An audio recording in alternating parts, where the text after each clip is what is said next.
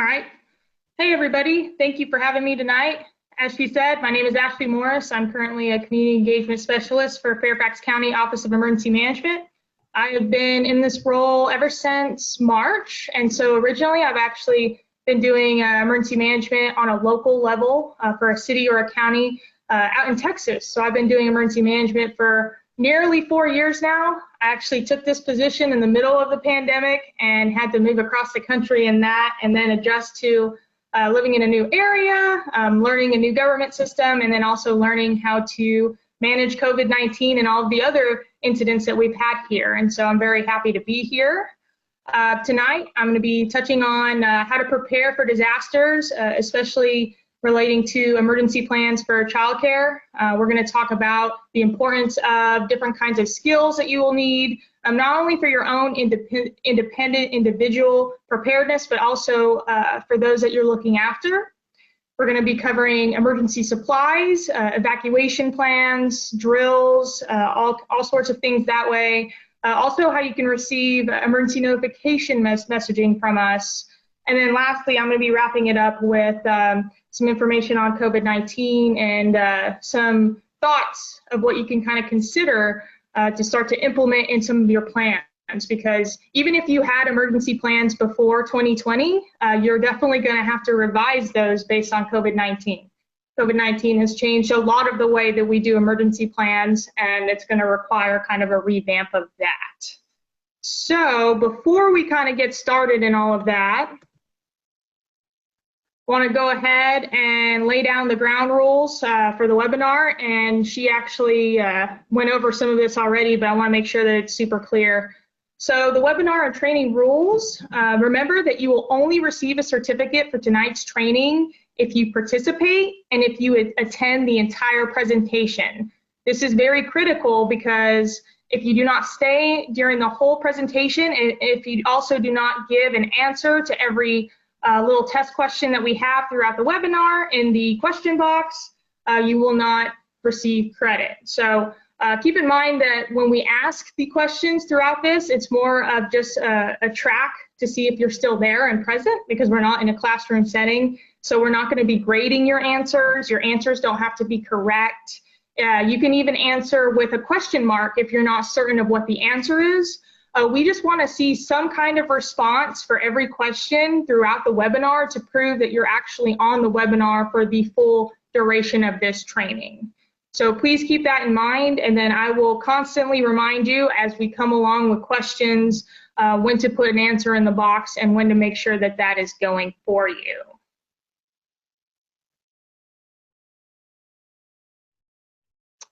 Okay, so before we get started, I wanted to give a little more insight about what emergency management is and some of the roles that we play.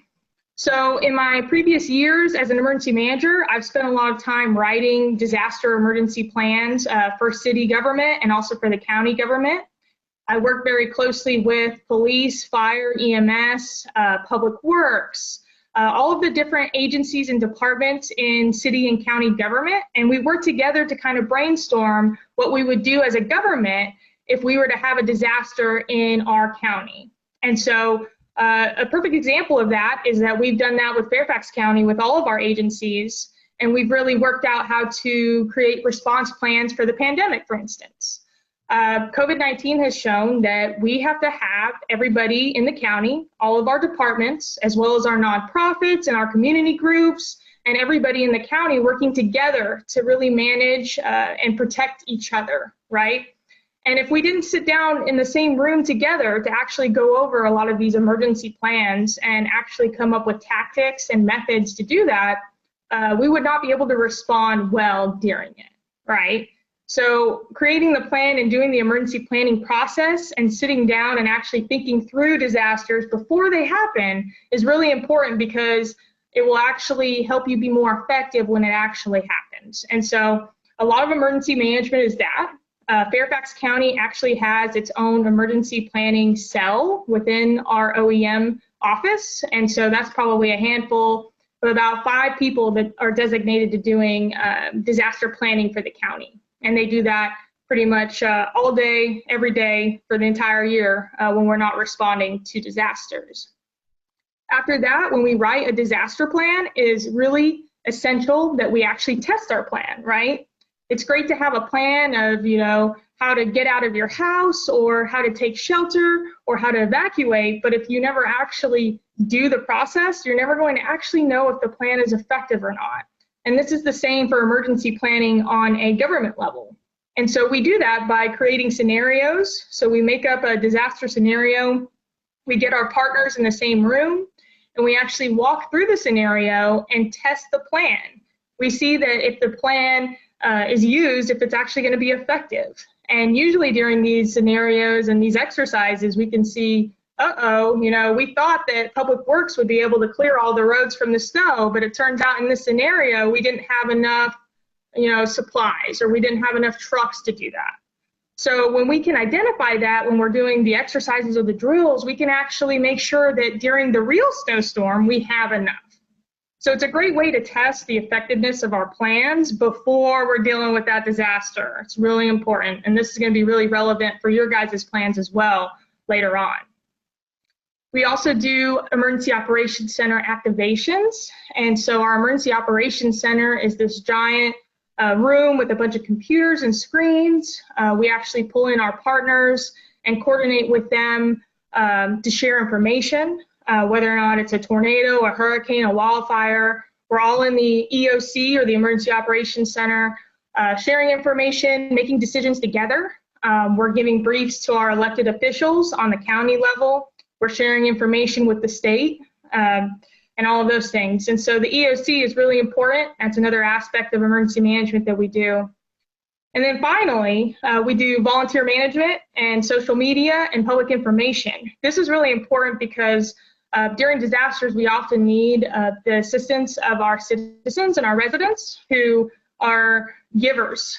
They want to come out, they want to help their neighbors, they want to make sure that Fairfax County can recover. And so that's been the blessing with COVID, but really any disaster is we always have a lot of volunteers that want to give back to their community. And so we'll take those volunteers in, we'll vet them, train them, and then give them tasks to help us manage the disaster and then recover. And then the public information bit is making sure that we're getting information out to the public. So for instance, with COVID, telling people to wash their hands, telling people where the testing sites are, telling people how they can get information, telling people about contact tracing. All of that is examples of public information, and it's really important that we do so or do communication effectively so that everybody in Fairfax County knows what to do during the disaster or the incident. Because if you don't get the information and you don't know what to do, you're not going to be able to respond or recover appropriately. So that's another aspect. So as you can see, emergency management actually encompasses a lot of different things. Me specifically at the county, I am in charge of doing community outreach. So that's going to be presentations like this, trying to teach preparedness to schools, volunteers, anybody that will listen. I'm very passionate about doing outreach. Volunteer communication. So I do volunteer recruitment, I do volunteer training, and then I also mobilize volunteers. I also help with donations management, and then also I run the social media accounts for Fairfax. And so if you are on social media, please check out Ready Fairfax at Facebook and Twitter, and you will find all the wonderful information that we're putting there. So now that you have a little bit of a perspective of what we do at Fairfax County OEM and then what I do as a community engagement liaison, I want to go ahead and touch on all of the topics we're going to get to tonight. So I'm going to be starting with some emergency preparedness basics, kind of an overview of what emergency preparedness is, and then we're also going to jump into the required documentation. This is going to be very important because we're going to cover some of those forms that you need for county and state regulations. We're also going to be covering some of the considerations to add in your plans for COVID-19 that have changed. We will also be covering emergency planning, so all of the different kinds of plans that you need to consider. Some examples would be a shelter in place for your facility, a lockdown for your facility, and also evacuation for your facility. I want to make sure to clarify because in 2020, we've used the term lockdown to express staying at home. This method of this planning for lockdown is not the same as staying at home. This is actually to lock down, like if you have an active threat. So let's say you have, an active violent threat outside your facility or an active shooter. That's the kind of lockdown that we're going to be talking about when we say lockdown tonight, as a clarification. We're going to be going into emergency kits, so what kind of supplies you should have on hand to kind of get you started, and then also how you can actually find supplies rather than actually buying them. You can actually scavenge a lot of your supplies, and it won't cost you as much money as you might think. So we're going to give some tips on how to do so cost effectively. We're going to jump into resources to stay informed because, like I said, if Fairfax County did have an evacuation or if we did have an emergency, you're only going to know to take action and to protect the people that you're looking over if you get the information from us. So we're going to be talking about emergency alerts. We're going to be talking about signing up for Fairfax Alerts, which is our county system, and then some other methods that you can make sure that you're staying informed. And then lastly, we're going to be covering the new normal. So what does that look like with COVID? How could your services be interrupted? Kind of some little changes that you need to consider.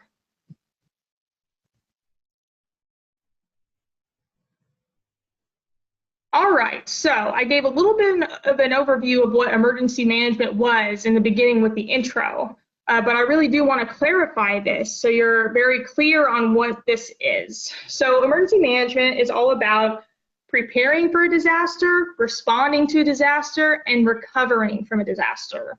And so preparedness is basically to take the time before something happens, make a plan, have supplies, do maintenance, and be ready for something to happen. That's what we spend a lot of time in emergency management doing.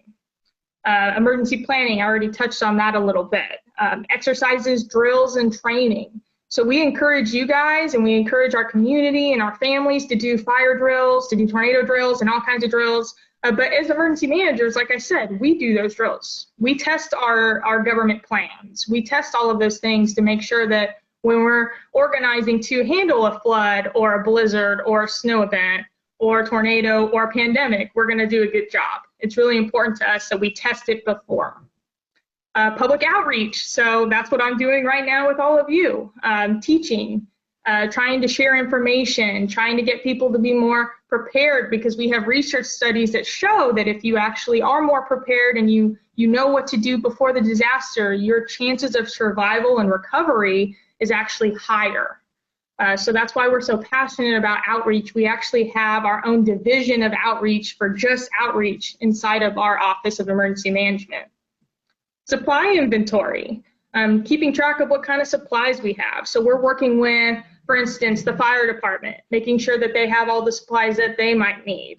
Some of the supplies that they use to put out fires or respond to traffic accidents or do search and rescue, all of those things. They keep inventory every day because they have to be able to respond to anything, but also run 24/7. And so we work with them to make sure they're in good shape. And we do that with all of the other groups for first response as well as ourselves. We want to make sure if we did have a disaster, we would have an EOC that we could pull in with working computers and all of those things. Very important. And then building relationships. This is really important too for everybody. Disaster preparedness and response and being able to do so effectively requires that we have networks of people that we can help or we can get help from. So in my job, like I said, I spend a lot of time talking to the fire department or the police department or the public works or any of the 50 departments that Fairfax County has, because we all have our own role to serve the county, and during disaster, we all play a part. So it's important that we have that relationship and that we can call on each other and say, hey, we need masks. We don't have enough masks for the testing site. Let's start up a donation. Let's work with some of our family services groups in the county and see if we can't get a donation thing going. And it's the same for you. So having relationships and partners that you can lean on during an emergency, if you were to have an evacuation of your facility, having somewhere to go, maybe it's a friend, maybe it's a family member. Unfortunately, You lost your house to a fire. Having a relationship and being able to stay at someone's house until you could get on your feet again during that. All of those things are really important in preparedness. And so tonight's going to be a lot about being prepared for the next incident. Response, it is all about responding and protecting people from a disaster. So when we're in the response phase, we're handling the disaster. We're taking care of people. We're doing search and rescue. A good example right now. So with COVID-19, we're doing response, right? We're testing people. We're doing hospital operations. We're making sure we have enough beds. We are in response because we are taking action as a government to try to save our residents. That is our number one priority, is life safety. So response to you would look like, the fire alarm goes off. You respond by walking out and evacuating the building. Or, you get a message from us that you need to shelter in place because there's a threat outside of your facility. Your response would be to activate your shelter in place plan and get under the desk and turn off the lights and be quiet. So it's taking action during an emergency to protect yourself. And then recovery, that is basically rebuilding. So that's after the threat is gone, after you're safe. It's kind of picking up the pieces and trying to move forward. So for us, it looks like doing damage assessment around the county, seeing how many homes that might have been impacted, seeing how many county facilities don't work anymore, and how much money we need to have to rebuild that. Doing debris management, so removing the debris out of the roads so we could start rebuilding. And those processes take years. Recovery takes a very long time, and with COVID, another great example. Recovery from COVID will take years. It will take a long time to rebuild some of the lost businesses. It will take a long time to rebuild the infrastructure and to really repair our community. And so the good thing about this is during recovery, everybody partners up. We all work together and we rebuild bigger, better, and stronger. But we do have to have an expectation that during recovery, it does take a long time to do that. All right, so preparedness. That's what we're really covering tonight, and we're going to jump right into the main topics of preparedness. This is my list of preparedness musts. So to be completely prepared, whether or not it's you and your family or you and your facility, you need to, number one, make a plan. Number two, make a kit. Number three, stay informed. So those are the top three things we want to make sure that you're doing at home, at work, and at your facility. When we tell you to make a plan, we want you to sit down, not in the middle of the disaster, not in the middle of the fire, not in the middle of the tornado watch for Fairfax County. We want you to sit down when it's sunny and calm and there's nothing going on, and calmly think through, okay, if I did have a tornado hit my house or hit my facility, where would I shelter? And also, because we're talking about children, it's more than just you, right? So it's where would I shelter and where would they shelter? So you have to kind of think through that and think about how long it's going to take to get them to shelter, how long of a lead time when you get a tornado warning, how many minutes are you going to have before the tornado actually hits? Research has shown that actually you really only have 5 minutes or less after you get a tornado warning to shelter. So that's not a lot of time. So kind of thinking, okay, I have 5 minutes to get 20 kids in a safe spot. Where's that going to be? And after you kind of assess that, you can start to write out your plan. You can identify those safe locations in your facility. And remember, when we're doing planning, we're planning for more than just one thing. So it's great to have a fire plan. It's great to have a tornado plan. It's great to have an active shooter plan. But what about pandemics, right? You never know when the next one might occur. Same with other threats. For Fairfax County, we're very concerned about flooding. I'm not quite certain if your facility is in the floodplain or near flooding, but that's something that you definitely should be aware of and plan for, especially if you know that you might have a river or a stream nearby, or you know that there are some drainage issues near your home or near your location. So remember, when we're making a plan for hazards, we're planning for all of the possibilities that could happen, and we're choosing the best routes for that. Some of those plans are going to involve sheltering in place, which is going to be staying at home. So like a tornado, you're not going to run outside to do a tornado. You're going to stay in a safe spot inside and protect yourself. Same with an active shooter, right? Stay inside. Same with a chemical spill. If we had a chemical spill and the gases were very toxic, we wouldn't want you to have to breathe that in, so you're going to stay inside. An example of an evacuation would be flooding, right? Or like a hurricane evacuation, or a wildfire, which we don't have a lot of wildfires here, but out in California, that would be an evacuation. Also a building fire, you want to evacuate and leave the building. So you need to have two solid plans, evacuation and shelter. And it's more than just taking action to protect yourself. That's a great first step, but you also need to have a plan on how you're going to communicate.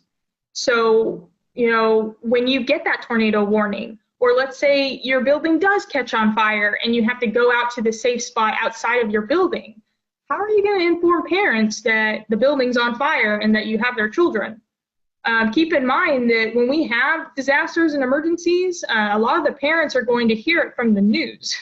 And they're going to probably freak out when they see on the news that, they had a big fire there at their facility where their children is. And parents have a tendency to want to run and go get them, right? So they might be storming towards the school or the house or the facility to try to save them. And that's not always good. We don't always want our parents to do that. And so it's good to have a communication plan so you can tell them, hey, we already have these evacuation plans. We have a safe spot that we're going to take your child. Please meet us at this safe spot so you can pick them up. And it's important once you have that communication plan with your parents, but also with your staff members, it's important to tell them in advance because they need to know before the disaster is occurring who they need to call and to expect that. Otherwise, like I said, they're all going to run towards the facility, which might be very dangerous. And then keep in mind that you do need to potentially do some special needs planning. So no plans actually look the same for every facility. And that's even the same when I'm doing an emergency plan for the government. Fairfax County does not look the same as Baltimore County, right? Or Fairfax County does not look the same as Williamson County, Texas, where I actually come from. They are two completely different places, different populations, different things. So when you're doing your plan, make sure that you're thinking about who you're planning for. Do you have any special needs, children that might, maybe they have mobility issues, maybe they need someone to carry them out, things like that. That is really important to plan for because during a disaster, it's tough, and it's good to have a plan for that to make sure that they can get out too. So after you have your magnificent plan, we're going to get into making a kit. So like I said, with emergency supplies, a lot of the kit supplies, if you've ever seen an emergency supply kit, a lot of them are just traditional items that you have at your house. Cans of food are good, bottles of water, if you have that, a flashlight with batteries. In today's time, it's really important to have masks, right? Disposable masks, gloves, hand sanitizer, medicines, first aid kit, spare clothes. And that's really important too for children, which I think a lot of you guys might already have this, but having spare clothes that they can change into in case they dirty themselves or something happens that they need more clothes. There's a whole bunch of different things. But keep in mind that when you're making this list of supplies for your facility or your home, you want to assess your needs. So we're going to go back to that. Do you have special needs bullet? Think about who you are planning for. My kit here in my apartment or at work is not going to be the same as your kit. And there's a big difference too on child age. So keep in mind too, if you have an infant, you might need diapers, you might need formula. Those are things you have in a kit. However, if I am doing homework study with a bunch of teenagers, I don't need those things. So I would need teenager supplies. So it's a good idea to Google a disaster emergency list to see what kind of supplies you need, but keep in mind that you do need to assess what you might need that's not on the list, and then some things you might not need on it. So just make your own determination. And that's where I'm saying to tailor your kit to your personal needs. And then the last is to stay informed and get involved. So we really want you to sign up for Fairfax Alerts. That is going to be our local alert system where we're going to be sending you information. Like, for instance, yesterday when we closed roads, or if we had big accidents because of the snow, you would get an alert saying, hey, these roads are closed because we had a big accident. If we had, a tornado and there was a tornado warning, you would get an alert saying there's a tornado warning. That's really important because you can't take action with that great plan that you made unless you get that message. And so Fairfax Alerts is going to give you an ability to make sure that you're in the know so that when my office sees an emergency, when we send to evacuate, or if we send something for you to take action to protect you and the people you're looking after, you can actually take action. But on top of that, besides Fairfax Alerts, we want to make sure that you have several other different things too. So be sure to check the emergency blog and the Fairfax County websites. They actually do a very good job of putting disaster information there by public affairs. And so you can even do that today with a lot of the COVID information. They have an emergency blog with all COVID posts, and that's how you can get that information. Same with the county website. They have other COVID updates from all the different agencies. You can follow Ready Fairfax, which is the OEM social media, but Fairfax County has social media, the fire department has social media, so does the police department. You can follow all of those and get updates if you're very active on social media and if that's a way that you get news. That's another great way. We really encourage you to buy a weather radio, and if you've never seen one of those, I can definitely send some information afterwards, but basically this weather radio is only about $15 to $40, but you can get alerts on it. It's battery powered, and so you'll get all of the weather alerts, the tornado warnings, blizzard warnings, derecho warnings, everything else you can think of, you'll get it on this weather radio. And it's really great because if you lose power, it's battery powered. So you're still gonna get the warnings even if you don't have power. And then to get involved, volunteer in your community. We have a lot of different opportunities to do that. And then also be a part of your neighborhood plan. That's really important too if you're a facility, to know your neighbors. So, what other organizations or businesses are around you or your home. If an emergency happens, could you partner with one of them and run over to their building? Those are kinds of things to be aware of while you're doing those things because you never really know what you might need to do in the moment. Okay, so before we get into the knowledge check, I'm going to go ahead and ask if we have any questions so far. Actually, we do have a few questions, and this is regarding one of the attendees has asked is, where can someone get the battery operated radio from? Where can they purchase it? Yeah, so the NOAA weather radio, you can actually find them in a lot of places. So some Walmarts have them, some grocery stores have them. Online is honestly probably the easiest. I actually just bought one off of Amazon, but they have a whole assortment of different ones online if you can't find them in like a local radio store or anything like that, or like a camping store. The sporting goods store usually has them too for camping. Perfect, thank you. And then I have another question from one of the attendees, and how do they sign up for the Fairfax Alerts? Is there an app? How do they sign up? Yeah, so there's going to be a website, and I think it's Fairfax Alerts dot something. I'll make sure to send that out because I want to make sure that you get the correct URL. But you can either Google search Fairfax Alerts and it'll be the first one, or you can click on the URL that we'll send out, and then you're just going to go in.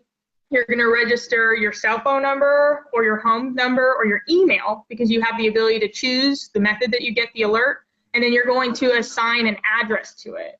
So you want to make sure to have your home address or your facility address on there. And then you're going to go ahead and put all that in it, and it's going to send alerts based on that.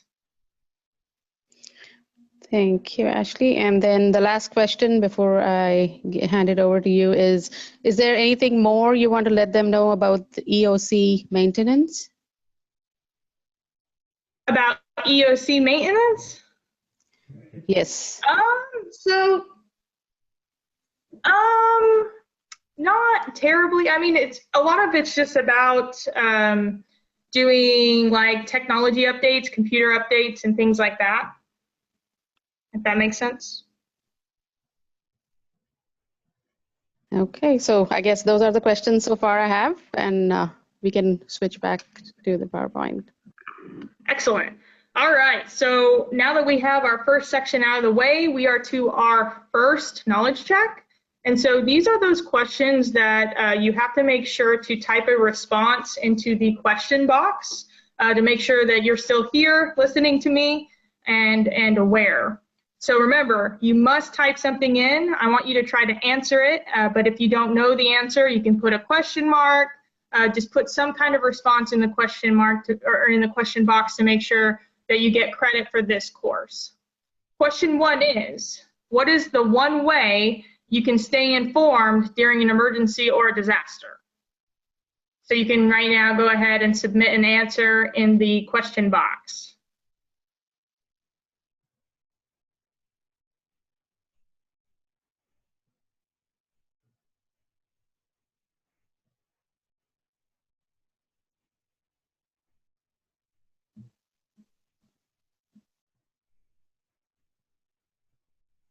I'll give you guys a little bit of time.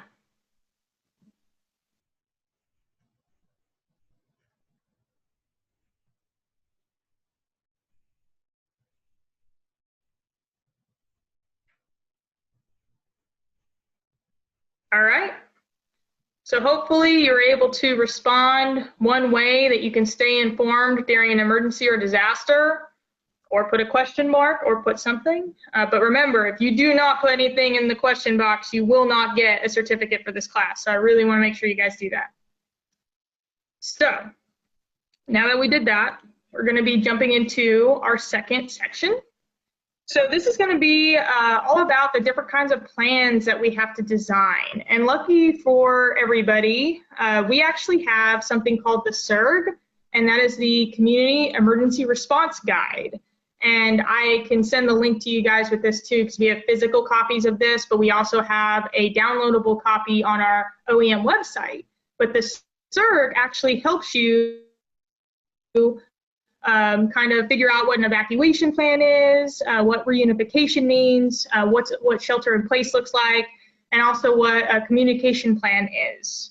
And they have templates and definitions in there. And so it's a great resource to keep in mind when you're starting to do planning, especially if you've never done emergency planning before. So I'll make sure to send that out to everybody so you guys all have it. So remember, evacuation plan is to leave the building. We're not staying in the building, we're leaving the building, right? So hurricane evacuation, a wildfire evacuation, a fire evacuation, all right? Leaving the area and meeting up at a point. And reunification is also, meeting at that point. It's a part of evacuation. Evacuation is leaving. Reunification is meeting up.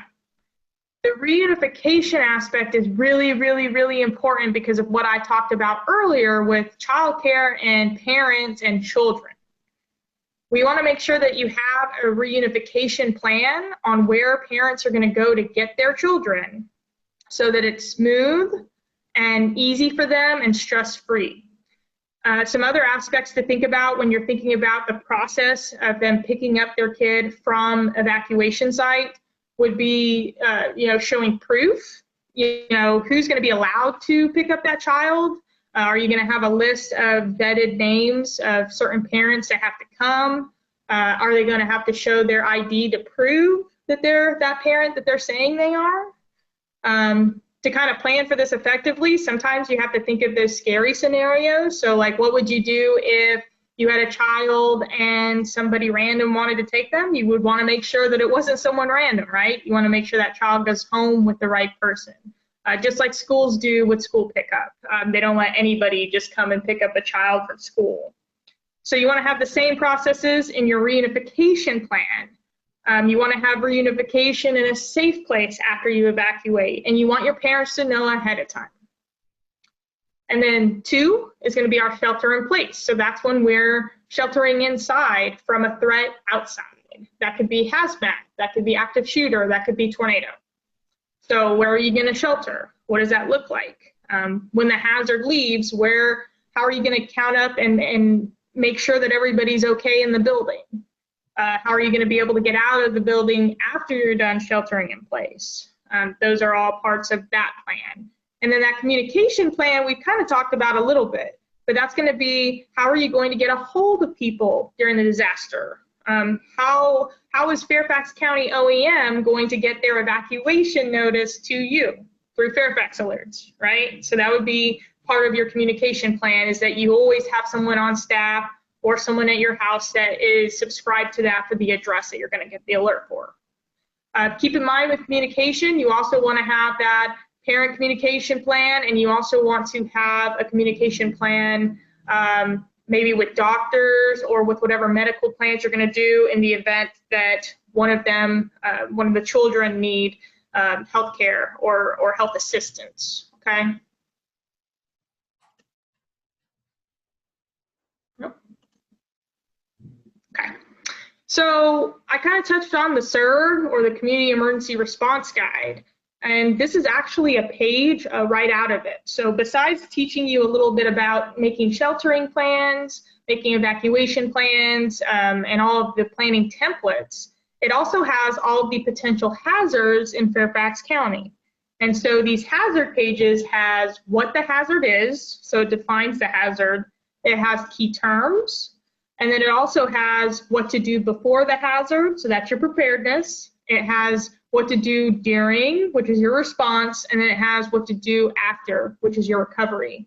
And so this can help you kind of decide what to do and how to make your plans. And as you can see, this was actually for pandemic flu, but we can still use this sheet for pretty much any kind of pandemic response. And if you look at the response phase, you'll see very similar things to what we've been telling everybody. You know, wash your hands, avoid close contact with people who are sick.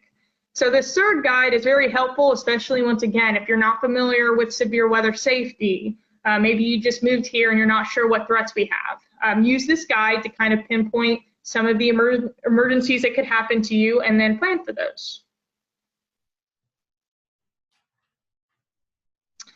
All right, so we're going to be getting into the Emergency Preparedness and Supplies Guide and some of the checklists. So if you take a look at the right of the screen, this is actually going to be the checklist that when the child care specialist comes through, they're going to be making sure that you have these things. So this slide pretty much gives you the answers to the test. You want to make sure that you have everything on this slide. So starting with the first checkbox, which is going to be make a written emergency plan. So like I told you, writing down a plan, identifying all of those places for all of the emergencies. So they say a fire, severe weather. So severe weather could be tornadoes, flooding, terrorism, intruders, like an active threat, health crisis, like a pandemic. Loss of utilities, so that might be if the power goes out. It can also be if we have a boil water notice or if a water main breaks. As you guys know, if you didn't have water for an extended amount of time, it would be very hard to do your job, right? Maybe you would want to make sure that you had water on supply so that if you needed to have water, you had safe water.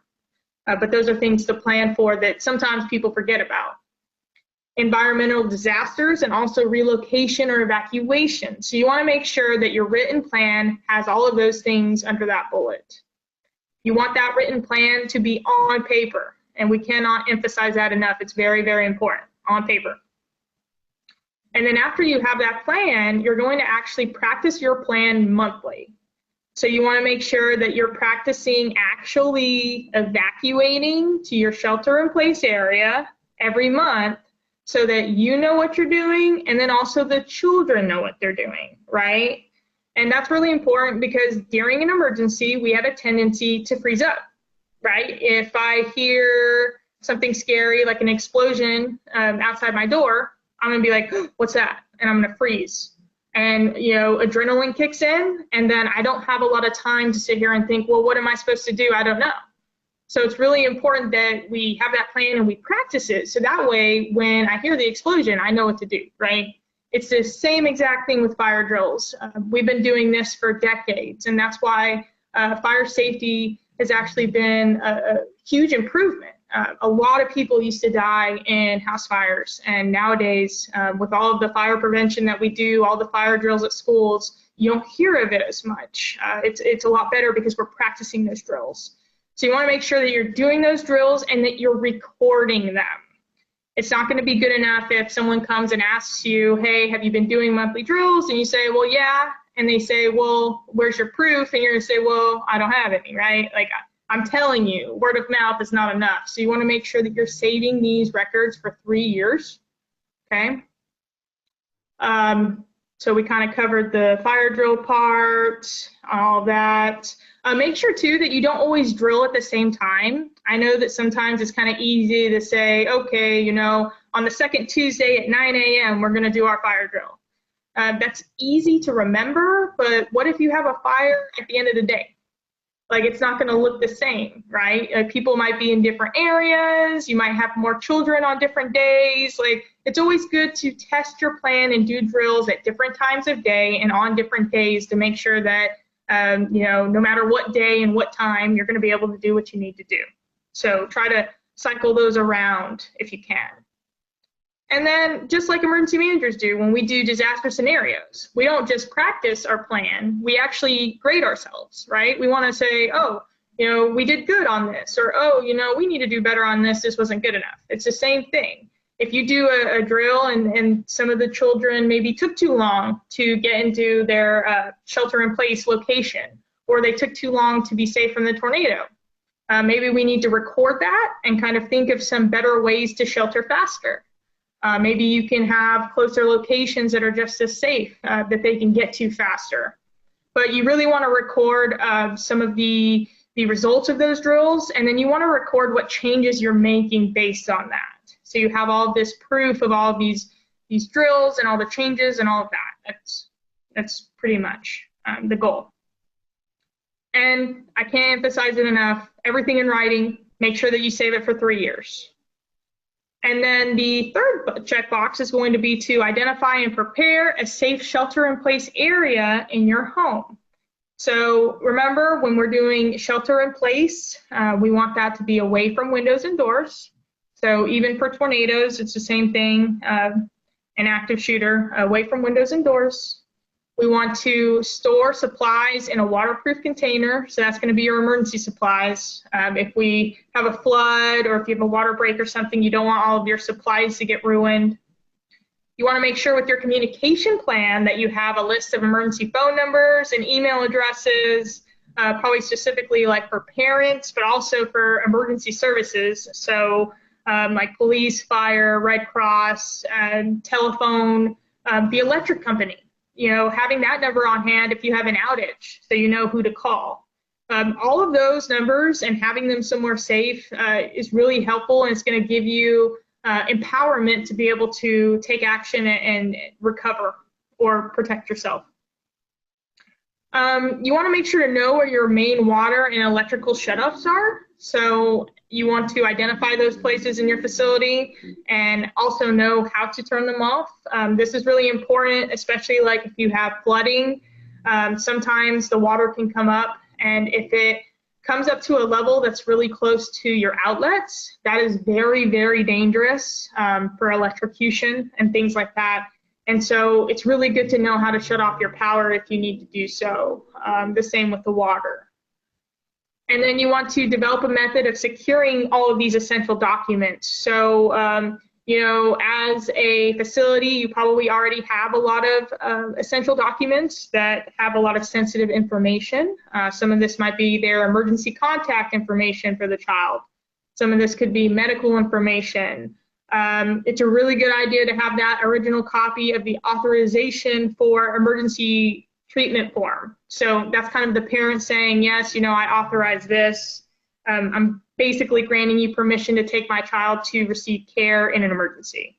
Any kind of waivers, all of that stuff, all of those technical forms, you want to have a way to secure those and keep those. It's always good too with emergency documents to keep a digital copy that is locked or password protected. And you can put that on a drive, or you can put that in a secure cloud somewhere. That way, if something happens to the entire building, you still have those forms after the disaster. And then you want to make sure too to have a way to do attendance. So maybe attendance lists that you can grab real quick, some kind of way to make sure that you have accountability. Because what happens when one of your children or one of your child went to the bathroom or something, and then you had an evacuation, and then what if they didn't make it out, right? You want to be able to do a head count and make sure that you have everybody. Everyone's accounted for, and if they're not, it's really, really important that you have this information, because you can tell fire when they get there that you're missing somebody, and they're going to look for that person. If you are certain that they're missing, that's going to give them initiative to make sure to find that person. So very important, could save lives that way. And then I think that's pretty much it. You want to make sure to have an inventory of your supplies, and you want to make sure to cycle those in and out. Your food, your water, your medicines, first aid kits, if you have those. A lot of the contents in there actually expire. So you want to try to rotate those out. You don't want to have expired supplies when you need them. And then if you can rotate them out and then use them up, like your canned food and stuff like that, you won't be throwing away old supplies. You're going to be actually using them efficiently and having fresh stuff. And then too, a reminder to this, anytime that you see the masked emoji, that's a reminder that you need to think about COVID. So before the masked emoji was on this, we were just worried about the fire and all of that other stuff. But think about now with COVID, what does evacuation look like? How are we going to make sure that people aren't huddled close together? Do you have spare masks for your evacuation or in your to-go kit when you're leaving to give people? Those kinds of things. So think that over when you're going through this process.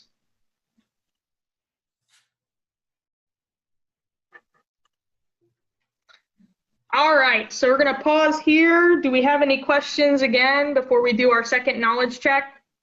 Okay, I have a question from one of our attendees.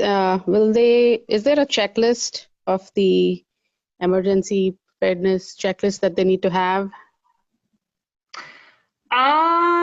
Like of supplies, do you know? Yes, yes, of supplies, yes.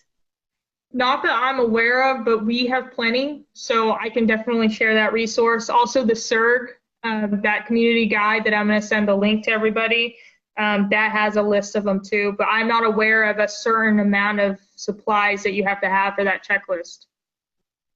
It would just be a resource to help you, basically, not to be graded on, if that makes sense. Okay, and then I have a scenario that one of the attendees has shared, that if they have to leave their facility with 2 or 3 kids and they don't have enough car seats to accommodate all of them, how do they handle something like that? Or is it okay to call families to pick the children up?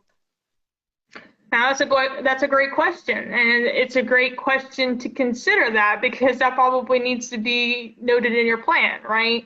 So you have to kind of think through 2 scenarios. If, let's say it's a power outage and you can't provide care, so there's not really a threat to you, but you have to send them home. It would be probably okay to call parents and have them come get them, right? Because there's not like a big threat, they're still safe, they just can't be there because of the power outage. But if it's, they got to get out, like a structure fire, or if there's some kind of reason that we issued an evacuation for your facility and you've got to leave, like a gas leak. A gas leak is a really great example. You want to make sure to try to have a way for them to have safe transportation. So ideally, if you could get 3 car seats, or have, maybe a couple spare, or have a plan on how you can navigate that, that would be best. And then also have a backup plan to that if you can't. But remember to plan for those 2 scenarios. 1 is where you have enough time. 2 is when you don't have enough time and you're just trying to figure something out to protect them. Thank you, Ashley. And the last question before I switch it back to you is, do you have a special COVID-19 supplies list, like just for COVID-19, that they should have on their? Yes, I feel like we do, that we probably have crafted up. Just in general, though, just for now, you need to have masks, hand sanitizer, wipes. You need to have soap, too, is good, too, if you can actually wash your hands somewhere. We tell people it's not a bad idea to have a thermometer in the event that maybe you have to evacuate, go to a shelter, and like self-screen. Usually, obviously, if we're doing any kind of sheltering for the community, we're going to be doing that already. We're not going to be letting people in there without some kind of screening process, but having like a thermometer in there just for screening, good idea. Rubber gloves would be a good idea. Tissues, some of those basic supplies. I can go ahead and look up and I will send that also, because I'm probably going to end up sending a resource list with all of the links to you to distribute, if that's okay. Sounds good. So we can switch back to the presentation. Great. All right. So we're going to be going into knowledge check, the second question. And so remember, you absolutely have to type something into the question box to receive credit for this question. So please try to answer the question right, but if you don't, that's okay. You're still going to get credit. So question 2 is, how many years of drill records must you keep on hand in writing? Is it A, 1 year, B, 2 years, C, 3 years, or D, 4 years? Go ahead and take some time and please answer something to receive credit in the box.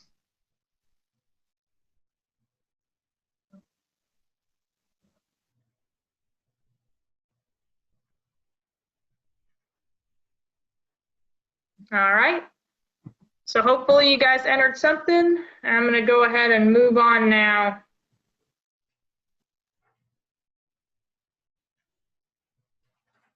Maybe. Let's see. There we go. Okay. So we talked a little bit about that initial checklist. This is actually all about your emergency preparedness plan. So remember that you have to have that evacuation plan, and we talked a little bit about the shelter-in-place plan before, and then we also need to have that communication plan with the phone numbers. So once again, on the right, that's going to be a useful sheet to have. And as you can see, it's going to have the provider name, the child's name, the provider's address, and then the phone number. And then this actually goes into the evacuation plan and the details of what you must have. So you want to make sure, step 1, that once you have an evacuation plan, that you have an emergency escape diagram of the house posted, showing the primary way that you're going to get out of the house, and then the secondary way that you're going to get out of the house, and then also where your meeting point is. So remember, getting out of the house is the first part. The reunification is the second part. So you want to have 2 ways out, just in case there's something that's stopping you from using the first way. Document those, and then in the event that everybody is spread out, you want everyone to be able to meet up at the same spot. You want the same spot to be far enough away to where you're not in danger, but not too far away either. And so like me, when I was growing up, we had a fire escape plan for my house, and my 2 ways out was, one was through my front of my house, the front door. The other, actually I had 3, because then I had a back door. And then my third way out would obviously be my bedroom window. So no matter what method I used, my point where I was meeting up with my family was actually in the alley. So it was past my backyard in the alley behind my house. So that's looking at maybe like 20 feet away. It's far enough away to be, away from the scary fire, and that's kind of the goal. And you want to have all of that marked onto an escape diagram and posted so that people can see that. You want to make sure to practice and document that, doing that drill and that fire evacuation every month, and save it for 3 years, just like we said before. You want to make sure that you know how to notify and account for all of the people in your home, and then also how to contact emergency response organizations. So remember, communication. How are you going to notify what's going on? How are you going to do a head count or be accountable for all of the kids to make sure that no one's trapped inside? And then how are you going to call emergency response to come?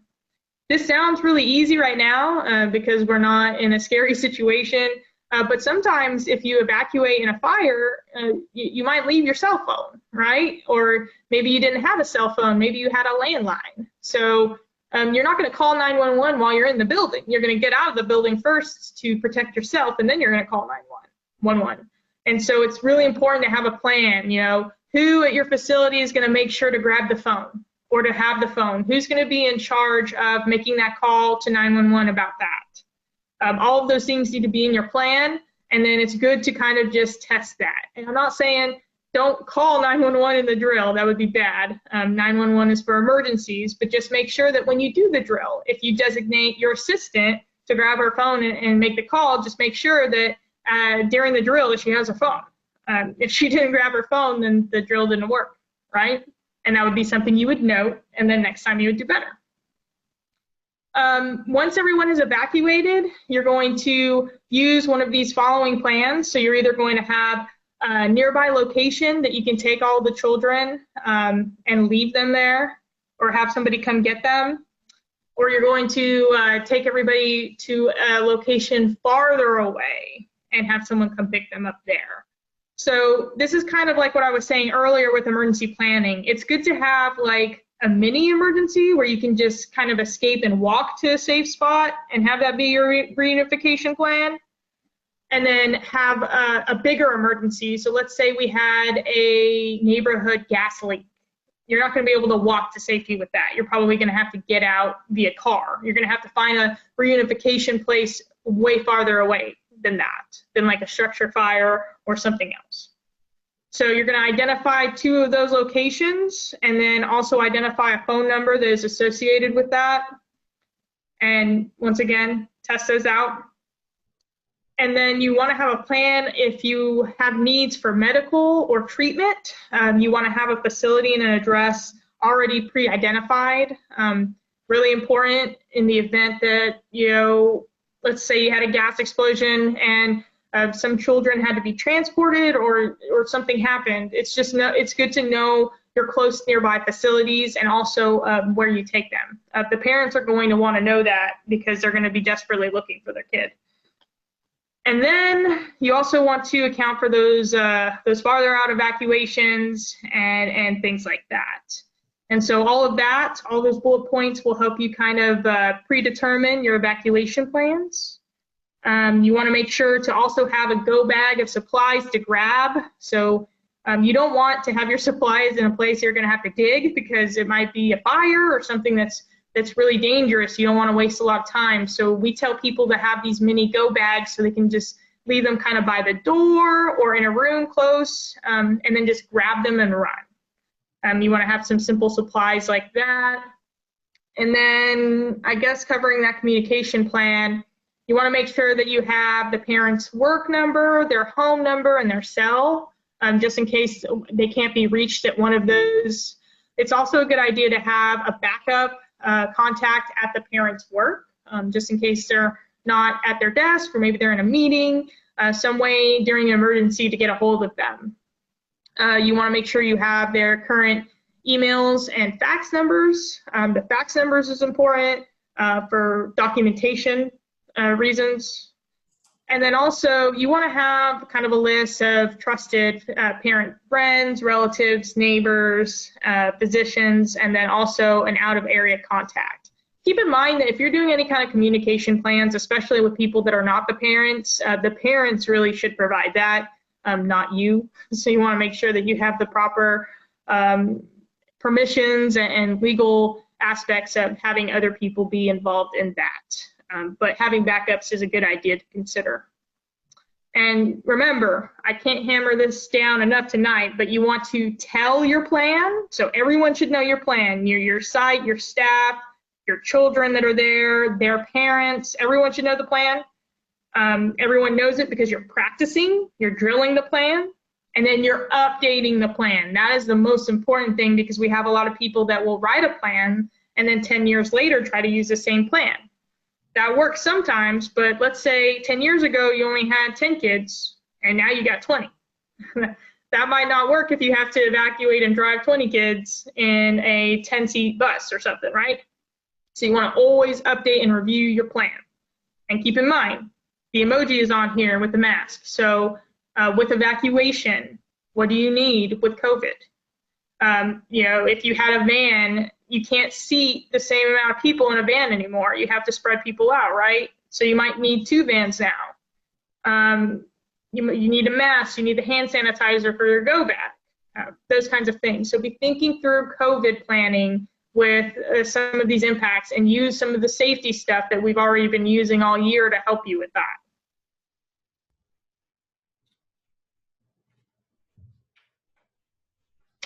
Okay. And then some other useful forms to have is the authorization for emergency treatment, which we kind of talked about that earlier. And basically this form is a legal form that's going to give you some kind of permission to take a child that is not yours to the nearest appropriate facility to get treatment in an emergency situation.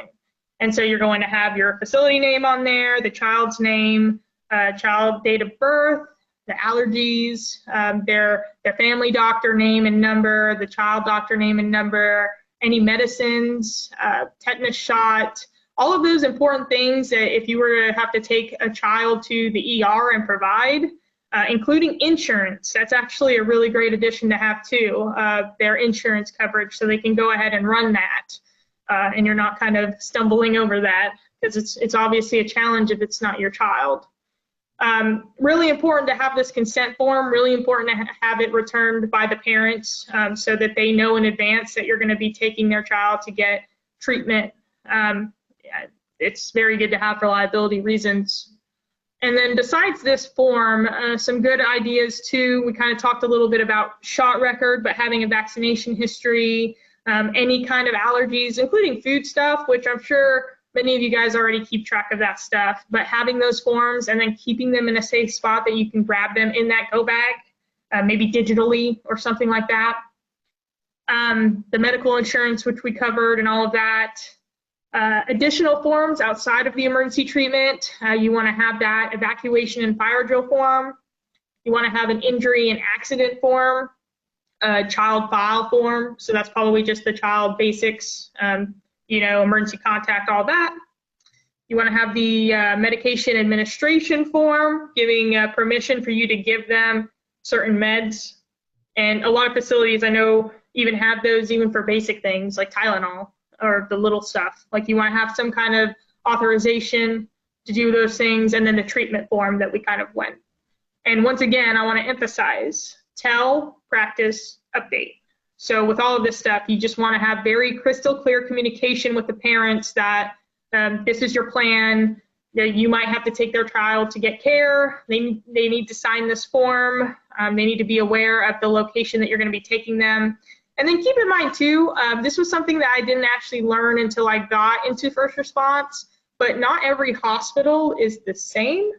Certain hospitals are different treatment levels, depending on how severe your injury or the nature of what's going on is. And so it's good to kind of check out what your local hospital or your local ER can do, because sometimes if it's a traumatic enough injury, you might have to go to a trauma center as opposed to the neighborhood hospital down the road.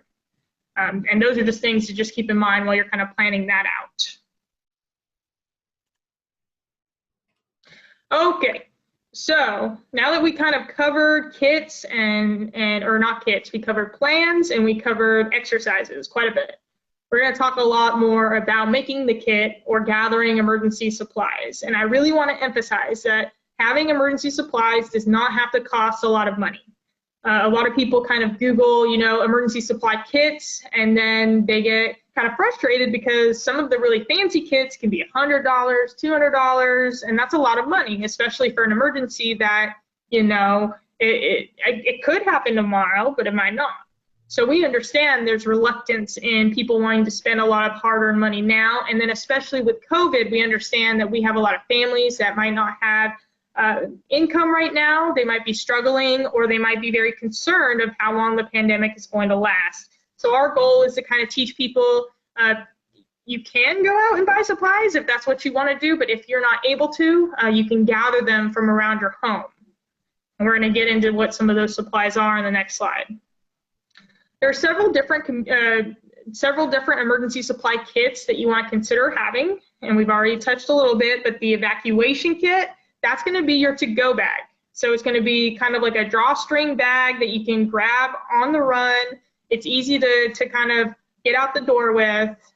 It's a to-go kit, basically. It's your evacuation bag. You're going to have a stay-home kit. Now, this kit might be a big waterproof tub full of stuff. That's going to be your supplies for when you're sheltering in place. You're not leaving. It's kind of like yesterday when it started snowing in my house. I did not leave, so I had my supplies here, and I've been at my house for 48 hours because I don't want to be on those roads, right?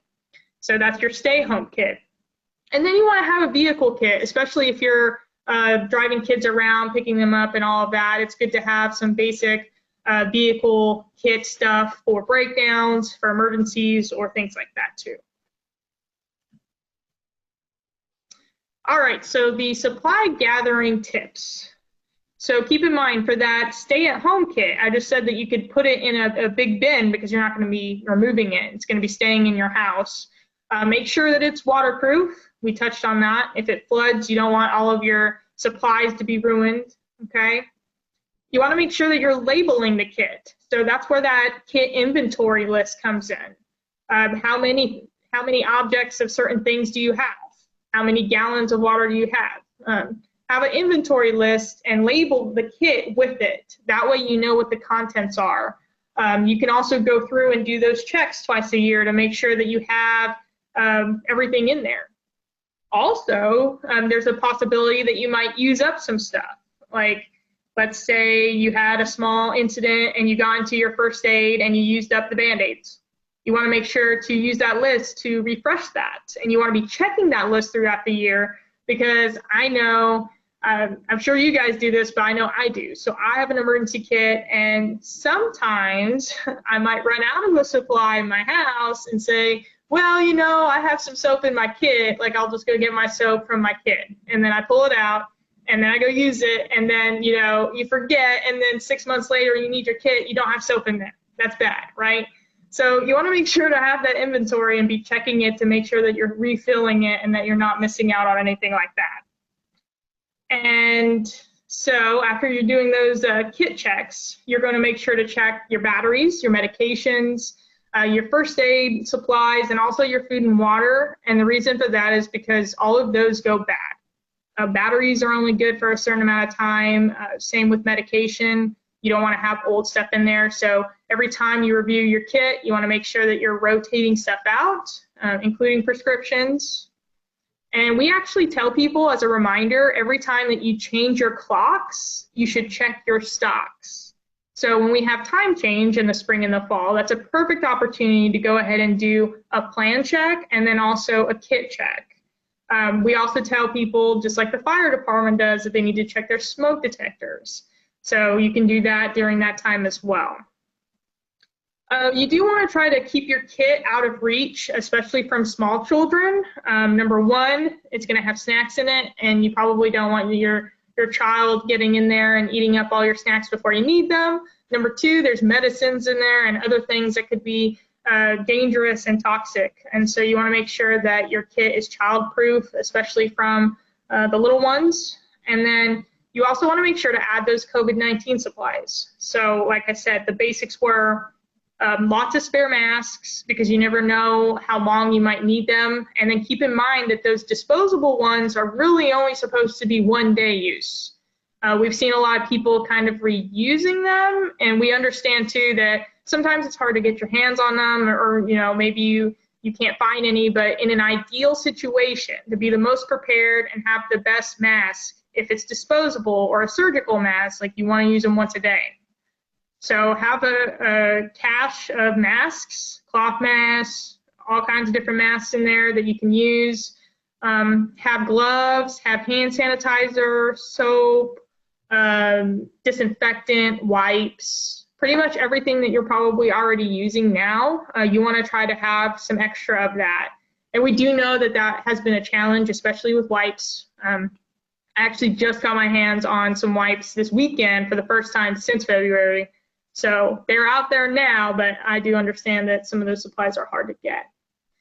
On top of that, you can see all the icons on this slide. You want to make sure to have some of these things. But remember, when you're thinking about emergency supplies, you need to think about what those kids need. What are their basic needs? What are their special needs? And so some basic items would be cell phone charger, all of the important documents that we've been telling you that you need to have, copies of documents as well. You need to have some kind of mode of communication, a phone or a way to charge it, also backup communication.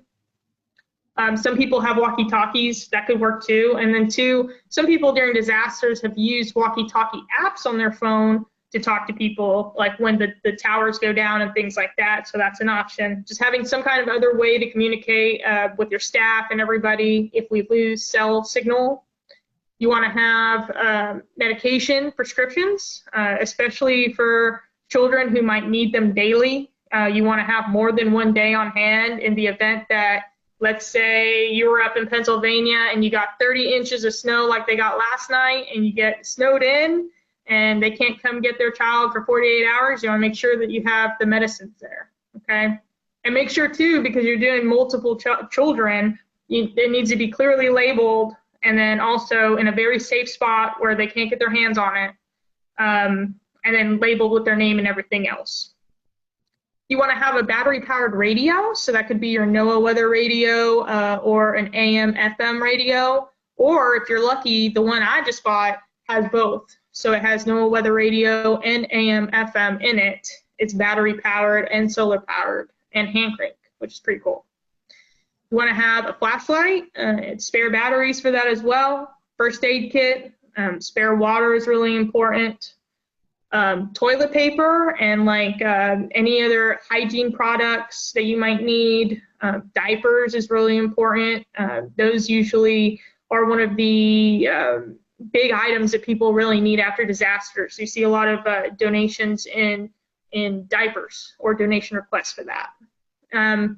You do want to have like a blanket or like basically some kind of way to provide comfort in the event that you have to keep them overnight, like for an emergency. And so depending on what your child care and your facility needs and the space you have, you can kind of determine what that would look like, but it's always good to have that if you have to kind of stay in. Canned food, tools, so hammer, wrenches, toolkit, hand sanitizer, like I said, is a big one, masks, and then also spare clothing, really, really important in the event that they might need to change their clothes. And then having some like plates and spare items to eat off of would be good too, because even if you're eating that food, you need something to eat off of it. And this is just like the very general items. Like I said, there are a lot of really great lists from FEMA all over the website of different kind of emergency supplies to have. And so you can take a look at all of those. I'm going to send you the CERG with some in there. But really do kind of think about what supplies you might need in those children, because it's going to be different depending on them. All right, so I'm going to pause. Do we have any questions? We actually do, and one of the attendees has, so when they gather these supplies, how many days supplies is it necessary for them to have in their kit? Okay, so we tell people 72 hours is kind of the basic. So that's going to be 3 days. During really, really big disasters and really big emergencies, and depending on where you're located, like if you were in a rural place, and that means just cut off from the area. We're trying to tell people 2 weeks, but that's long time. And so honestly, goal number 1 is 3 days. Usually we could probably get to you by then and then get you like into emergency shelter or get you some kind of supplies by then. So aim for that 72 hours, but it's never a bad thing to have more than that. Thank you, Ashley. And I have another question from one of the attendees on what do they do when a parent does not answer the calls when there is an emergency? That is a great question. So I think that's where you want to make sure that you have backups. So if you call the parents' work, they don't answer. You call their cell, they don't answer. You call their home, they don't answer. I think that's where having their office line, or having like, if they have a secretary to their office, or having another different line to their workplace, giving them a call, and then maybe they can reach them. If they can't, I think that's where that fifth contact could come in, and maybe that's like a secondary relative, like an aunt or uncle, or maybe that's a friend. I do think, like I said, if it's contacting about child, you probably want to make sure that the parent is providing what those numbers would be. So I would probably ask them, hey, you know, in the event we can't get a hold of you, what are 2 or 3 other trusted people that we can call to make sure that you're aware? And then keep all of those numbers in your communication list so you keep calling them. There have been instances, like with reunification after like active shooter events and things like that, that it might take some time for them to get there. And so it's good to plan on having a few kids left over and having to stay with them. You might have to comfort them while they wait for their parents. It's never a bad idea too, which I didn't mention with the kit, having some toys, having some games, coloring books, something to keep them occupied.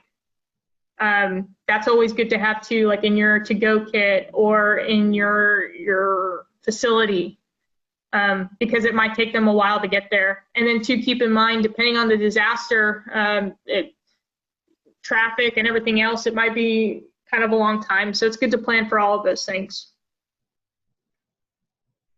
Okay, and one last question, then we can switch back, is does the emergency authorization form, does that need to be notarized?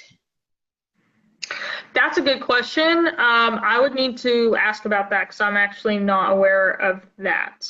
There's not a notarized form line on there on the slide, but let me look into that and make sure that I get you the right info for that. Perfect. So that's it for me for now. Okay. All right. So we're to question 3 of our knowledge check. So get ready. Make sure that you type in an answer into the question box for this third question, because if you do not type anything in, you're not going to get credit. And I've already talked to you for about an hour and 15 minutes, so you want to make sure to get your certificate. So please type something into the question mark or into the question box. So question 3 is, list 3 emergency supplies that you should keep on hand at your child care facility. And they can be any 3 that you would keep on hand. And I'm going to give you a little time before we move on.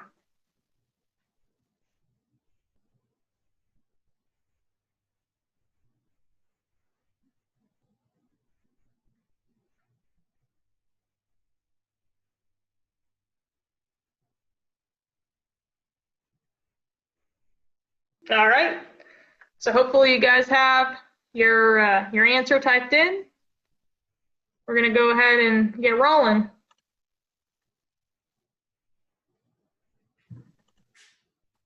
Okay. So we're going to dive right into Fairfax alerts. And look, I actually put the link on the slide, so that's good. That kind of answers the question that we had previously about where to go to sign up for it. So remember, Fairfax alerts, this is our county-wide system, and we use this system to send you information about severe weather. So that could be, you know, watches, warnings, advisories. Also traffic closures, like yesterday, if we close roads due to the snow, we're going to send you traffic closures, even on a day-to-day basis. We know that traffic isn't always the best in our region, and so when we have big pileups or accidents or anything like that, we do a really good job through dispatch to make sure to send that out so people are aware and so they can take alternate routes, so we can let our first responders get in there and kind of clear that out appropriately. Shelter in place orders, so if we had like a really big hazmat spill, or we had something to where we want you to stay inside for your own safety, we can send it out with this alert system. And then also, we've been using this alert system to send out some important updates regarding COVID-19. And basically, to get those, what you do is you actually text the FFX COVID that's at the bottom of the slide. You can text that either in English, or you can text the ESP version to the 888-777 number, and they will automatically send you text updates about COVID-19 stuff. So when we have a blog update about maybe vaccinations, or maybe we start pumping out information in the future about where to go to get a vaccination, you could actually text that number and you will get updates through text with this system. So keep that in mind, that that's another great way that we use it during disaster, the text process. But you want to go to that link at www.fairfaxcounty.gov/alerts, and you're going to go through the sign up process. You're going to enter in your name, your phone number, your email, your cell phone number, and then also you're going to enter the addresses that you want to receive alerts at. This is very, very important because some people might not live where they work, or vice versa, or maybe your facility isn't your house. So wherever you want to get alerts, that's the address that you want to make sure is in there. The cool thing about Fairfax Alerts, though, is you can actually put all of your addresses in there. So you can put your facility address, you can put your home address, and then if you had another workplace, or maybe you have a child of your own that goes to school that you want to have alerts for, you can put all of those in there as well. All right, so that was kind of just a short segment, but we're to our fourth knowledge check here. Did we have any questions on the alert system? The question one of the attendees has is, can they have access to the forms that you discussed? I can try to see if I can dig those up. Are those the forms that we went over, like the checklist and all of that, I'm assuming, like for the plan stuff? That's correct. Yeah, I can look in and see where we have those. I don't have them on hand right now, but I can look into that. Okay, perfect. So that's it for now. Okay, well, this was a shorter segment, so for this fourth question, the question is, are you already subscribed to Fairfax Alerts? A, yes, B, no, or C, what is Fairfax Alerts? And make sure to type something into the question box. A, B, C, or a question mark. Just make sure you type something in so you can get credit.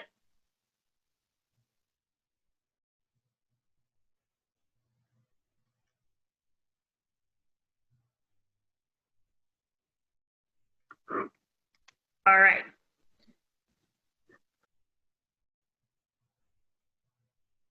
Okay, so moving on, having Fairfax Alerts is really important, but like I said before, we want to make sure that you guys have 3 ways to receive information.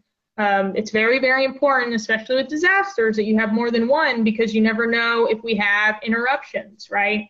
You know, what if the cell phone towers go down? If you're relying on cell phone alerts, then you're not going to be able to get alerts a different way if we lose a certain type of technology. So you want to make sure to have 3 different ways to receive information. This slide kind of shows some different options for you, depending on what kind of technology that you use. Have at least 3 of them. If you can have more than that, that's even better. And then also keep in mind, an important part of staying informed is also knowing what resources you have and understanding your local government and understanding how your local government works. So knowing what departments do what, where you can go to get certain information, knowing who to call during a power outage, all of those things. So the first bullet is social media. So we as a county do a really good job of having different public safety social media accounts, and we do a really, really good job of trying to put out updates, especially during things like COVID or fires or disasters, emergency information. And so you can follow us, OEM, at Ready Fairfax on Facebook or Twitter. You can also follow the fire department has a page, the police department, Fairfax County government has one, and they cover the entire Fairfax County government, all the updates. If you were following them yesterday, you would have seen some of the snow updates and some of that. VDOT, they're not technically Fairfax County, but they do all of the road and the plowing, and so they're great to follow for updates about that stuff too.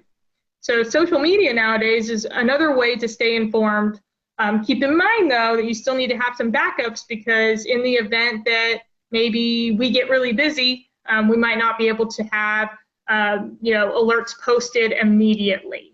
The alert system sometimes might send out an alert faster than social media would, so you want to make sure to have other options. We have our OEM website at fairfaxcounty.gov/emergency management. You're going to find a lot of different disaster preparedness and emergency information there. We have our Fairfax County Emergency blog, and that's going to be fairfaxcountyemergency.wordpress. That is where they put all of the disaster updates. And if you go to that right now, you're going to see tons of different COVID-19 updates. They put out blogs every day with different information and updates on how to stay safe, testing, and everything else there. The health department, they have a COVID-19 website that you can go to. They also have tools there at the second address listed there. And then it's really important to know who your power company is and to know the outage number. Believe it or not, when we have power outages, sometimes daily in different parts of the county, but we get a lot of calls at emergency management about power outages, and we actually can't do anything about it. People will call us and say, hey, can you fix our power? And we say no, because that's a utility company, right? So it's really good to know, like Dominion. They're one of the bigger power companies in our area. If you have Dominion, you want to keep their on-call number in your phone so that you can call them and report an outage. The sooner that you call them to report it, the sooner they're going to send people out, okay? And then the other one's going to be Novec. So that's the other option. So make sure you understand your utilities and who to contact. And then I kind of touched on VDOT plowing, but that's a website that you can go to for that.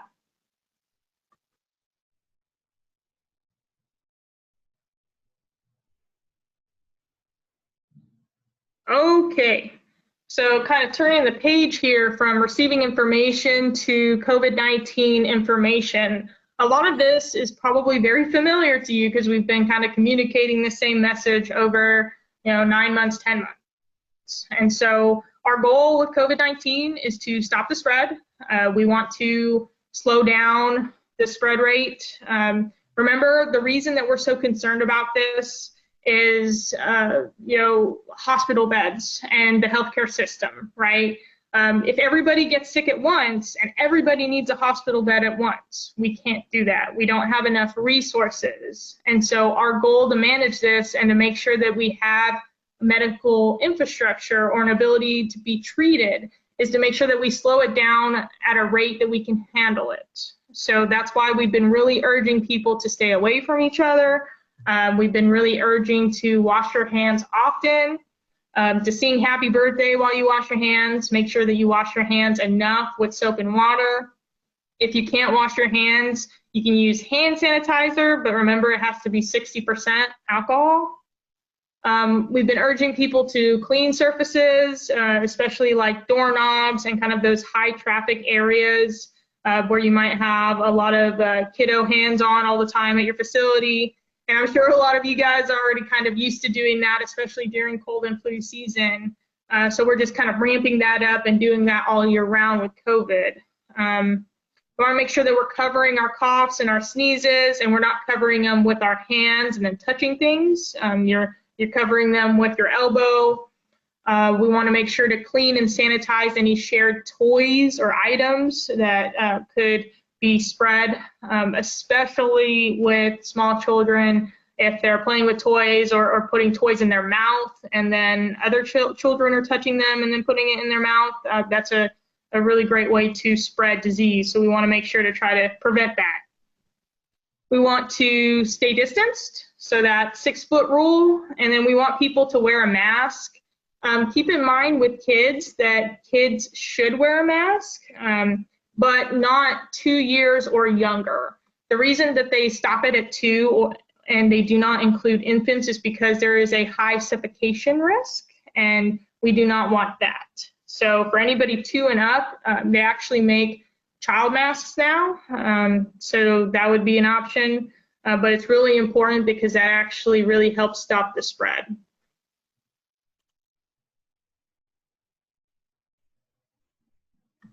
Okay, so another really important thing about this after you kind of do those safety precautions is to make sure that you're staying home if you're sick or if you're exposed.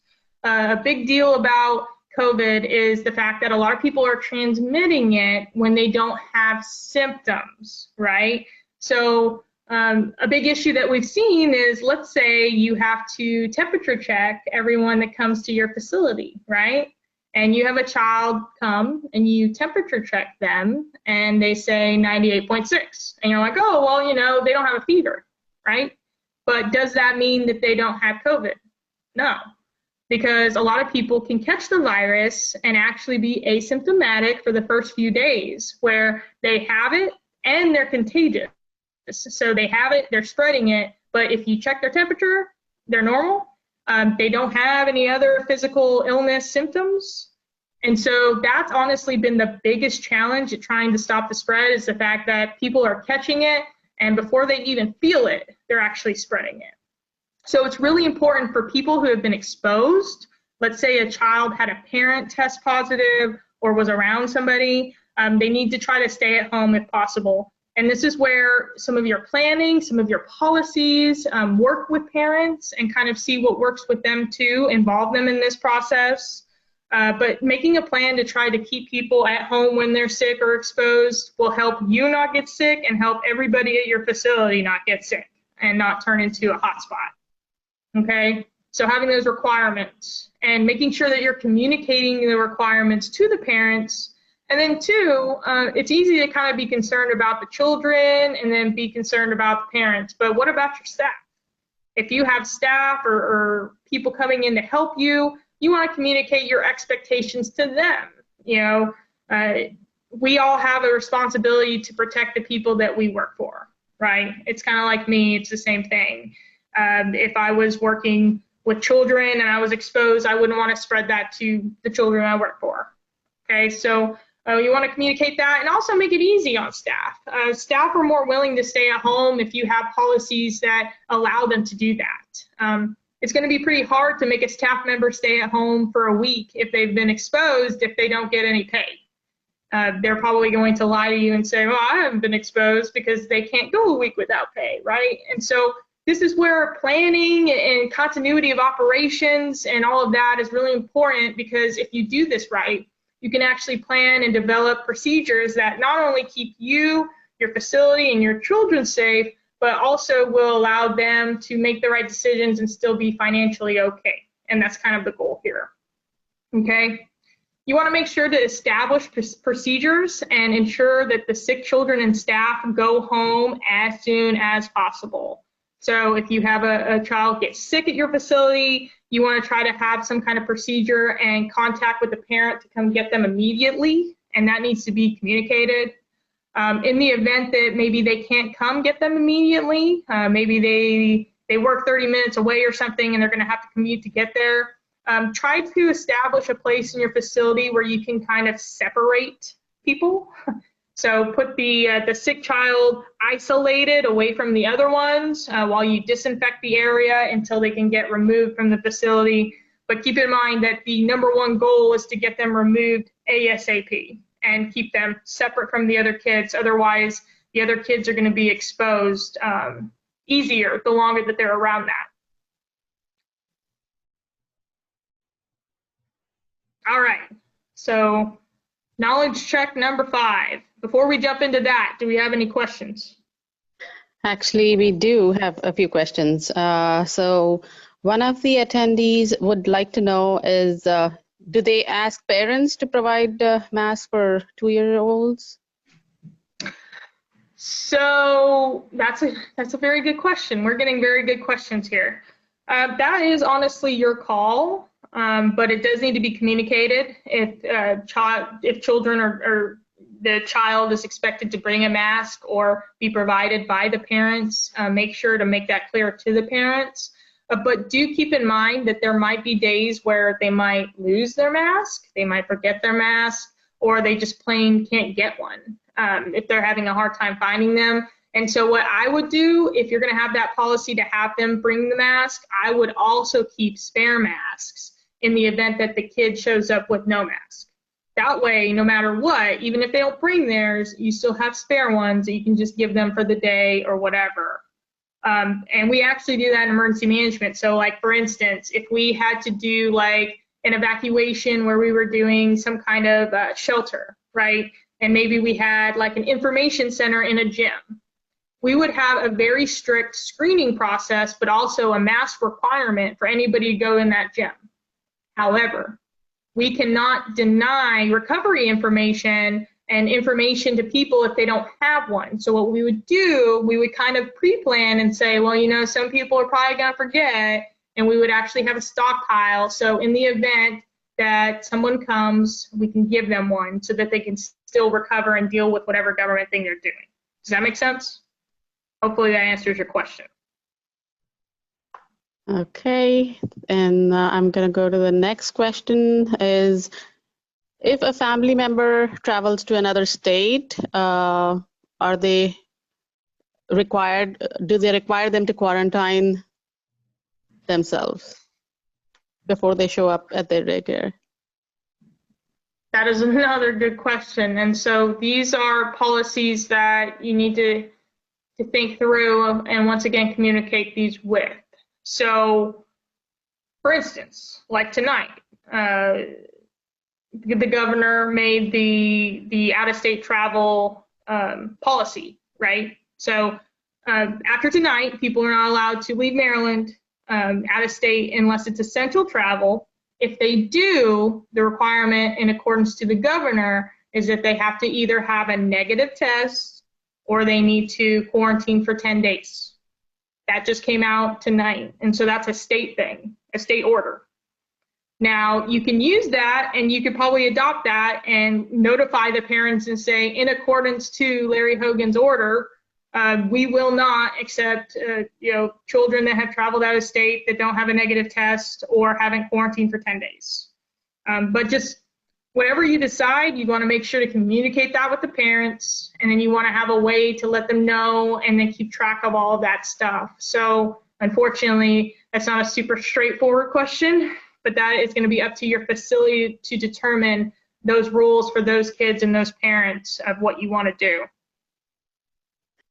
Okay, thank you. And then just one more question before I switch it over to you is, are you aware of any resources that Fairfax County is offering for providing free supplies for COVID-19?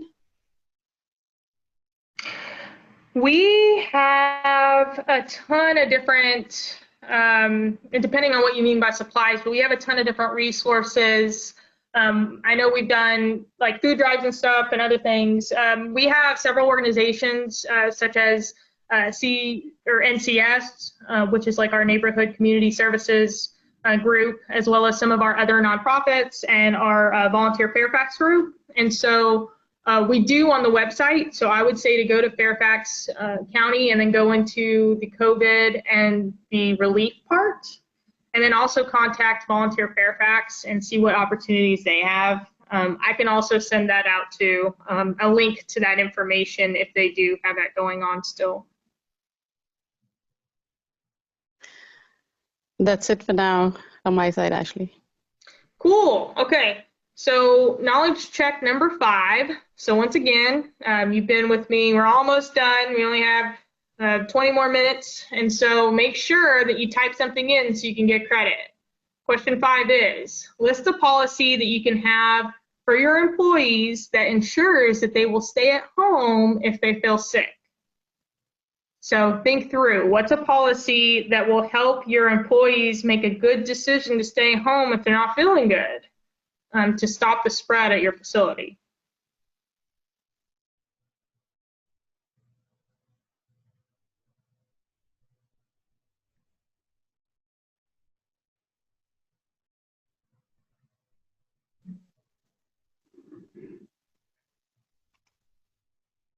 All right, so we're gonna keep rolling here.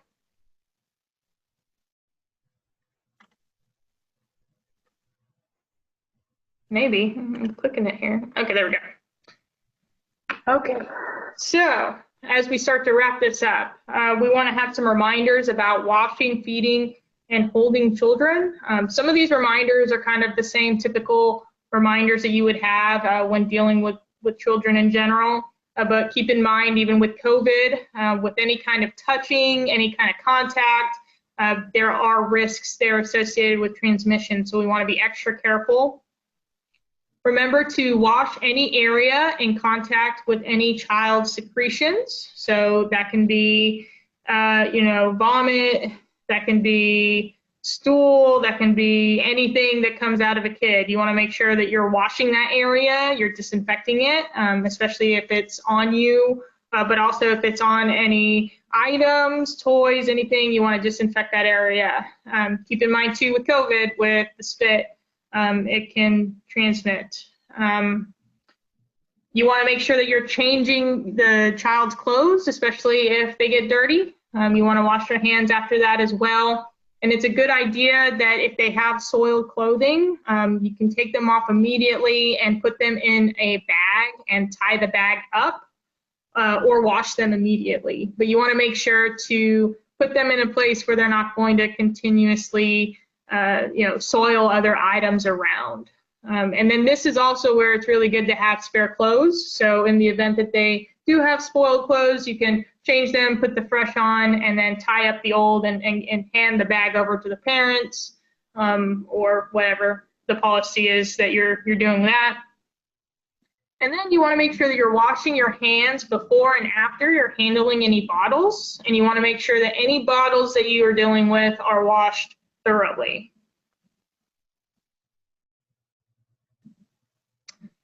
All right, and then getting into our social distancing tips.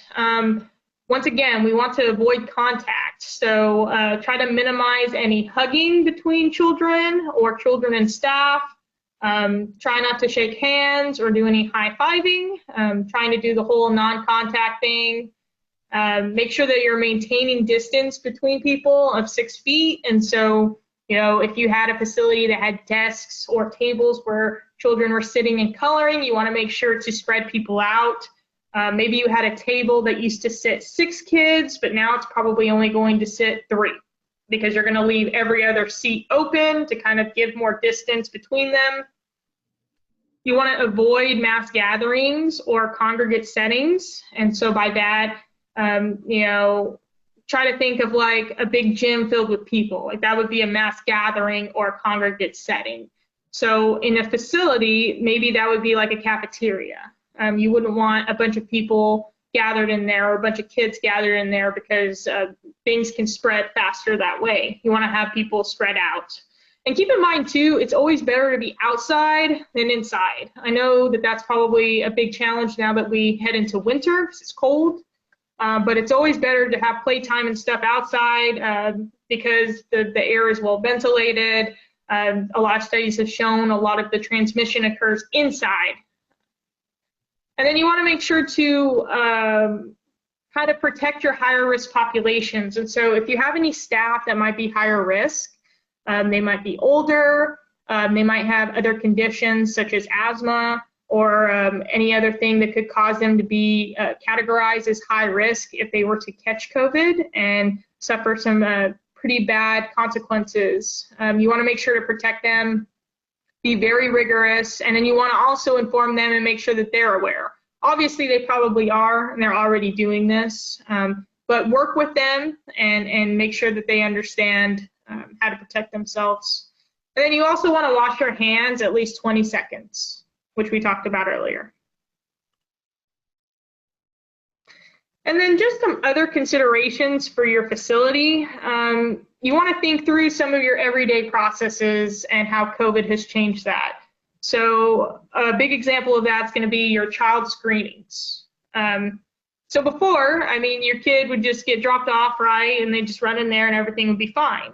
But now, when you drop off a child, you might want to have a screening done. I know I said earlier that we do have asymptomatic spread, and so keep in mind that temperature screening isn't a catch-all be-all. Some kids still might have it even though they don't have a fever, but it's always good to have some kind of policy to check. Sometimes you can catch it early enough to where they don't spread it if they develop a fever fast enough. So that's something that you want to determine. Also, you want to think through your pickup process. So before COVID, you could have probably had kids kind of line up or group and have a designated area where parents would come, pick up.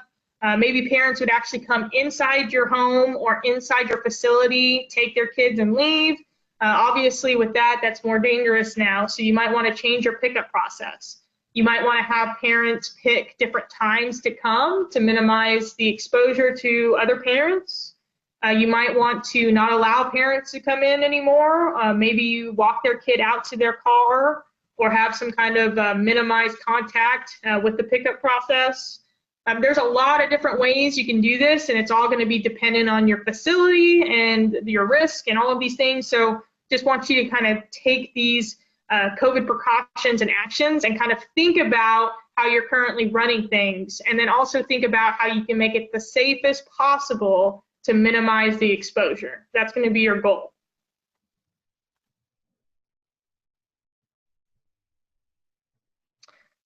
All right, so I believe this is the last knowledge check. So before we do that, do we have any questions? So one of the questions I have here is, do you have any suggestions on how to handle a child who is not willing to wear a mask? That's a good question. So I think that in a perfect world, we would be able to have all children actually wear them, but we know even as adults, they can be uncomfortable. It can be hard to breathe in them all day. It's always a challenge for us to do it. So I would just say to put it on them and kind of constantly be watching them to check to see if they're wearing it, and if it's sliding off, to kind of slide it back on. I don't know, it would obviously depend on their age as well. I don't know if there's really an effective way to get them to do it.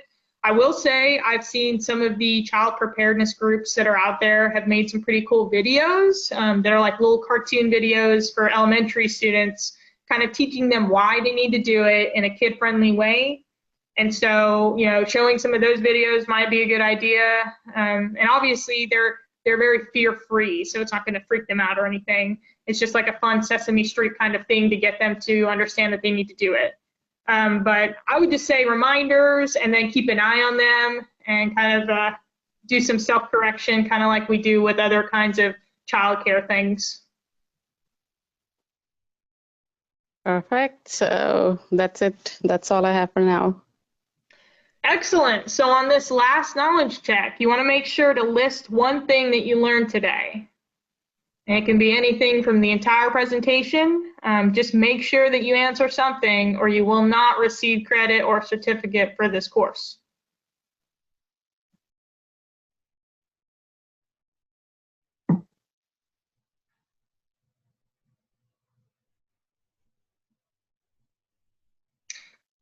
All right, and so while you are answering your last knowledge check to get your certificate, I want to thank all of you guys so much for listening to me and giving me an opportunity to teach you guys some great tips on disaster preparedness and response. Also got to tell you some stuff about emergency management, so my job is done, and I love doing this stuff. So if any of you guys ever need any kind of outreach presentations, please record the contact information and we'll make sure to set something up virtually.